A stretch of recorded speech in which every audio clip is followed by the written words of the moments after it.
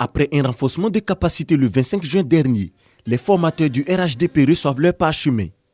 Ils ont ainsi le quitus pour aller à l'assaut des militants de base. Pour gagner une élection, il faut enrôler sur la liste électorale d'abord. Donc nous allons demander à nos militants, d'abord, avec la discipline que nous allons les inculquer, pour aller se faire enrôler. Lors des élections locales et présidentielles, nous assistons à d'énormes pertes au niveau des voix.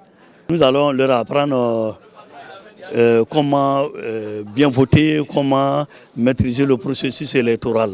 Et donc nous attendons ces formateurs avec impatience, avec tous les éléments de formation qu'ils viennent de recevoir.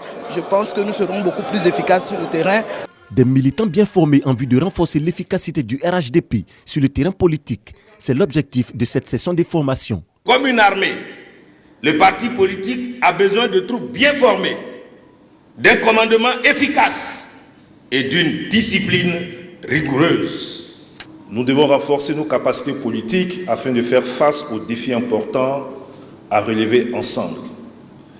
Les modules proposés permettent de renforcer la compréhension de l'idéologie du RHDP, l'importance de la discipline au sein du parti et surtout de s'approprier les acquis de la gouvernance du RHDP depuis 2011.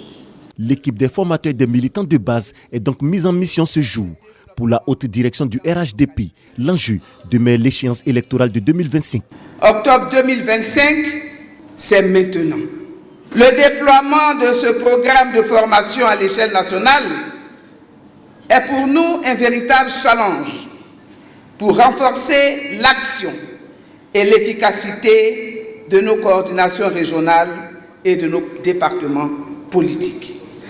Notre candidat naturel, le président Alassane Ouattara, compte sur notre détermination et notre efficacité pour faire triompher encore les idéaux de rassemblement, de vivre ensemble, de paix et de développement. Au total, 250 formateurs vont investir les 350 départements politiques que compte le RHDP sur le territoire national.